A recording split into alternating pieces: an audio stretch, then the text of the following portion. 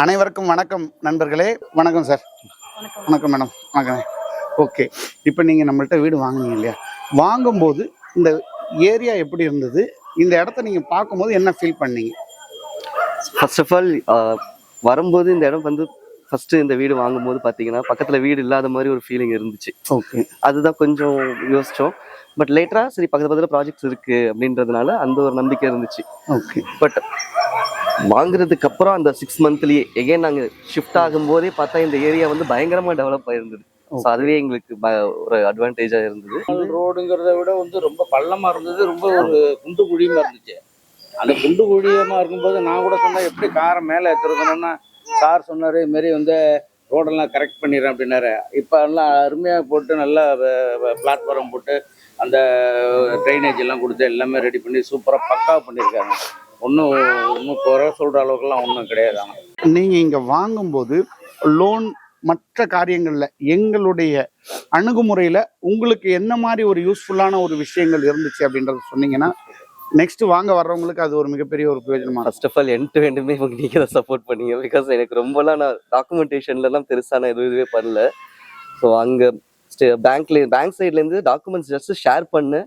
And then ஃபைனலாக வந்து approve பண்ண அன்னைக்கு போய் சைன் பண்ணோம், அவ்வளோதான். மற்றபடி நான் எதுவுமே அந்த ப்ராசஸில் வந்து எஃபர்ட் நான் எதுவுமே போடல. இப்போ நீங்கள் ஒரு 2 வருஷமாக இங்கே இருக்கீங்க.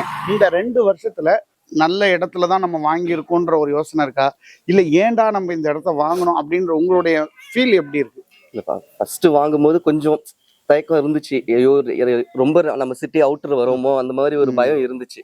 பட் அப்போதான் நம்ம கிளம்பாக்கம் பஸ் ஸ்டாப் இதெல்லாம் வருதுன்னு சொன்னோன்னே சரி அந்த ஒரு நம்பிக்கை, ஓகே எப்படியும் இந்த ஏரியா இப்போ இல்லைனாலும் அட்லீஸ்ட் ஒரு 1 இயர்ல நமக்கு ஒரு க்ரோத் இருக்குன்ட்டு.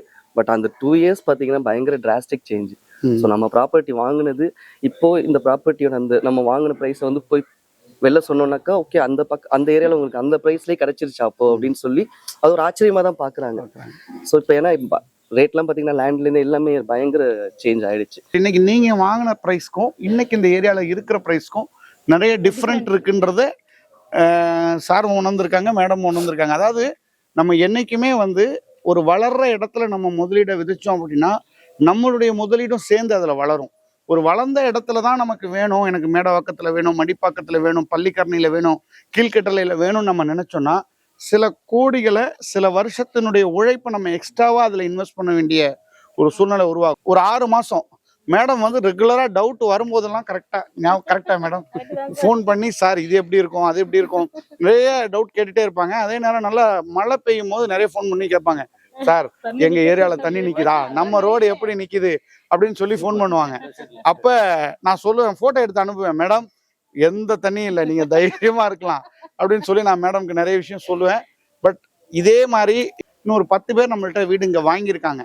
எல்லாமே பார்த்தீங்கன்னா ஒரு 2 இயர்ஸ் பேக் இந்த ஏரியாவே வந்து பார்த்தீங்கன்னா ஒன்றுமே இல்லாத மாதிரி இருந்தது. பட் இன்னைக்கு அவங்களே உங்கள்கிட்ட சொல்லியிருப்பாங்க, இன்னைக்கு இந்த இடத்துல வந்து பார்த்தீங்கன்னா ரேட் வந்து தாறுமாறாக ரேஸ் ஆகிட்டு இருக்கு. அதனால உங்களுடைய கனவு மனையாக இருக்கட்டும், இல்லை உங்களுக்கான சொந்த வீடு கனவாக இருக்கட்டும், எதுவாக இருந்தாலும் உங்களை பற்றின ஒரு அபிப்பிராயம் என்னங்கிறத கமெண்ட் பாக்ஸில் சொல்லுங்கள். சீக்கிரத்தில் உங்களுக்கான முதலீடை விதைக்க உங்களை அன்புடன் அழைக்கிறோம். உங்கள் ஏஆர் பில்டர்ஸ் அண்ட் ப்ரமோட்டர்.